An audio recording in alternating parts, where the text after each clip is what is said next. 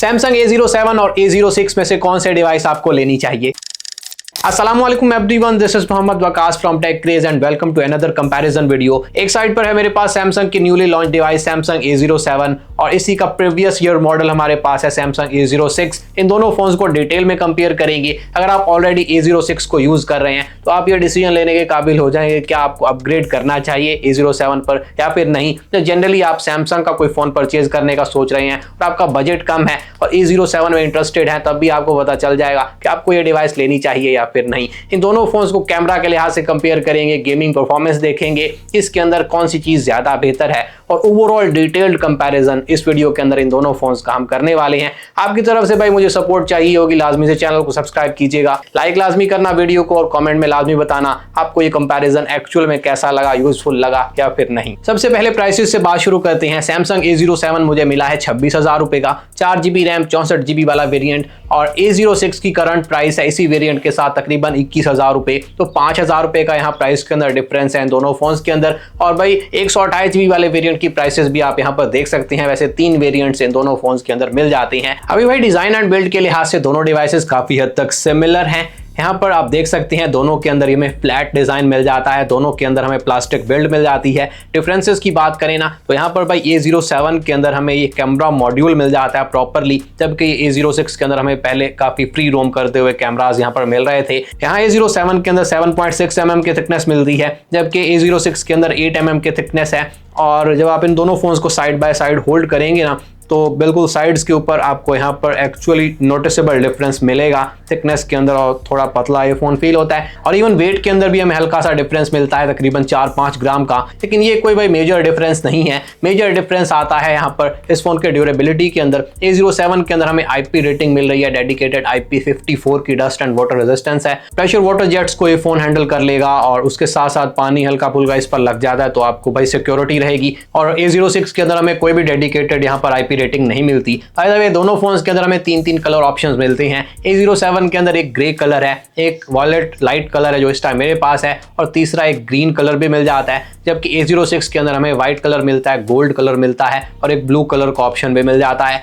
तो ये दोनों के आप अलग अलग कलर ऑप्शंस में से अपनी मर्जी का ऑप्शन चूज कर सकते हैं। वैसे A07 का ये वायलेट लाइट कलर जो है ना ये काफी प्यारा है, काफी शाइनी लुक दे देता है। इसके साथ साथ भाई दोनों फोन्स के अंदर हमें साइड माउंटेड फिंगरप्रिंट सेंसर मिल जाता है और दोनों की स्पीड काफी अच्छी है और बिल्कुल मिलती जुलती है।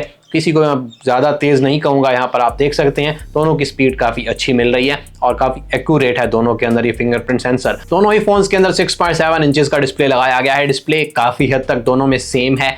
ये PLS डिस्प्ले है जिसको कहते हैं plane to line switching display. ये IPS डिस्प्ले नहीं है भाई, LCD डिस्प्ले है, लेकिन ये जो PLS डिस्प्ले है ना इसके अंदर आपको वो साइड व्यूइंग एंगल बेहतर मिलेंगे। इसको TFT डिस्प्ले कहते हैं, उसकी निस्बत ये थोड़ा बेहतर है but it's not an IPS display. इसके अलावा भाई इन दोनों के अंदर आपको बेजल एक्सपीरियंस भी बिल्कुल सेम मिलेगा। यहाँ पर दोनों में वाटर ड्रॉप नॉच मिल रही है, दोनों में बड़े बड़े बेजल्स मिल रहे हैं। जो डिफरेंस आता है ना वो आता है A07 के अंदर हमें ज़रा स्मूथ रिफ्रेश रेट मिलता है। A06 60 हर्ट्ज रिफ्रेश रेट के साथ आता है और यहाँ पर 90 हर्ट्ज का रिफ्रेश रेट मिलता है A07 के अंदर। इसका कोई डेडिकेटेड मुझे टॉगल नहीं मिला सेटिंग्स के अंदर, यानी हम रिफ्रेश रेट को अपनी मर्जी से कंट्रोल नहीं कर पाते। अपनी मर्जी से कुछ ऐप्स के अंदर कुछ सेटिंग्स के अंदर ये 90 हर्ट्ज पर काम करता है और यस काफ़ी स्मूथ है। अगर हम साइड बाय साइड देखते हैं ना इन दोनों को तो A06 की निस्बत यहाँ A07 का डिस्प्ले स्मूथ फील होता है और UI भी उसकी वजह से थोड़ा तेज फील होता है। अब बात करें उस पार्ट की जिसके अंदर सबसे ज्यादा हमें डिफरेंसेस देखने को मिलते हैं तो वो है परफॉर्मेंस का डिपार्टमेंट भाई। जैसा कि आप जानते हैं A06 के अंदर यहाँ मेरे पास जो वेरिएंट है इसमें 4GB की रैम है, 64GB की स्टोरेज है। वैसे eMMC स्टोरेज टाइप इसमें लगाई गई है जो स्लो हो जाती है, वक्त के साथ फोन स्लो हो जाता है। और चिपसेट इसमें मिलता है Helio G85 जो कि काफी पुराना प्रोसेसर है। खैर परफॉर्मेंस के लिहाज से एवरेज है, लेकिन यहाँ पर A07 के अंदर हमें मेजर अपग्रेड मिल रही है। रैम और स्टोरेज की तो डिफरेंट आपको वेरिएंट्स मिले जाते हैं, लेकिन स्टोरेज इसमें UFS 2.2 वाली लगाई गई है, जिसकी वजह से लॉन्ग टर्म यूजेज के अंदर भी ये फोन बहुत ज़्यादा जल्दी स्लो नहीं होगा। और इसके अंदर हमें मिल जाता है Helio G99 चिपसेट जो कि इस प्राइस रेंज के लिहाज से एक बहुत ज़्यादा अच्छा प्रोसेसर है। इसको आप 40-50 हज़ार रुपए के डिवाइसेस के अंदर भी देखते हैं और ये चिपसेट भाई हमें काफ़ी अच्छी परफॉर्मेंस दे देता है। एंटूटू स्कोर्स का भी आप यहाँ पर डिफरेंस देख सकते हैं, लेकिन मेन डिफरेंस आता है रियल टाइम गेमिंग के अंदर। इन दोनों फोन्स के अंदर हमने PUBG को इंस्टॉल किया, PUBG को ओपन किया और भाई A06 के अंदर हमें मैक्सिमम 40 FPS मिलते हैं। स्मूथ सेटिंग्स के ऊपर, बैलेंस के ऊपर भी ये 40 FPS देता है, लेकिन HD पर आप मैक्सिमम प्ले कर सकते हैं, 30 FPS की लिमिट मिलती है। इसके कंपैरिजन में A07 के अंदर मेजर अपग्रेड मिल रहा है भाई, आपको स्मूथ सेटिंग्स पर 60 FPS मिलते हैं, एक्सट्रीम FPS का ऑप्शन मिल जाता है। उसके बाद बैलेंस के ऊपर आपको 40 FPS मिलते हैं, HD पर भी 40 FPS मिलते हैं, इवन आप HDR के ऊपर भी गेम प्ले कर सकते हैं। और भाई आपको यहाँ पर A07 के अंदर गेमिंग परफॉर्मेंस बहुत अच्छी मिल जाएगी। इस प्राइस रेंज के अंदर भाई अगर अफोर्डेबल प्राइस में आप एक गेमिंग फोन ढूंढ रहे हैं तो A07 एक अच्छा ऑप्शन हो सकता है, यानी आपको काफ़ी स्मूथ गेम प्ले मिल जाएगा। मुझे किसी भी किस्म का कोई लैग नहीं मिला। ऑनेस्टली स्पीकिंग गेमिंग परफॉर्मेंस इस डिवाइस की काफ़ी अच्छी है। कैमरास की बात करें तो दोनों फोन्स के अंदर हमें रियर साइड पर ड्यूअल कैमरा सेटअप मिलता है। 50 मेगापिक्सल का मेन कैमरा है दोनों फोन्स के अंदर और एक यहाँ पर 2 मेगापिक्सल का डेप्थ सेंसर मिल जाता है। फ्रंट साइड पर दोनों फोन्स के अंदर हमें 8 मेगापिक्सल का सेल्फी कैमरा मिलता है, यानी कि बिल्कुल सेम स्पेसिफिकेशंस हैं। यहाँ पर दोनों फोन्स के साथ हमने कुछ फोटोज कैप्चर की हैं। इन फोटोज को देखकर आइडिया लें भाई किसका रिजल्ट ज़्यादा बेहतर है और कोई डिफरेंस भी आपने नोट किया है या नहीं, मुझे कमेंट्स में लाजमी से बताइएगा। और कुछ ऐसे रिजल्ट्स ये दोनों फोन्स दे देते हैं। यहाँ पर वीडियो के अंदर एक छोटा सा डाउनग्रेड है भाई। A06 के अंदर हम 1080 60 FPS तक वीडियो रिकॉर्ड कर पाते थे, but I don't know why unfortunately A07 के अंदर मैक्सिमम 1080 30 FPS का ही ऑप्शन मिलता है। 1080 60 FPS का यहाँ पर कोई ऑप्शन नहीं मिलता और कुछ ऐसी वीडियो आप इन दोनों फोन्स के साथ बना सकते हैं। दोनों फोन्स के अंदर हमें मिलती है भाई 5000 mAh की बड़ी बैटरी, यकीनन अच्छा बैटरी बैकअप दे देगी, लेकिन हमें दोनों फोन्स के साथ चार्जर देखने को नहीं मिलता। आपको चार्जर मार्केट से सेपरेट परचेज करना पड़ेगा और चार्जर तकरीबन 2 से 3 हज़ार रुपये एक्स्ट्रा कॉस्ट करेगा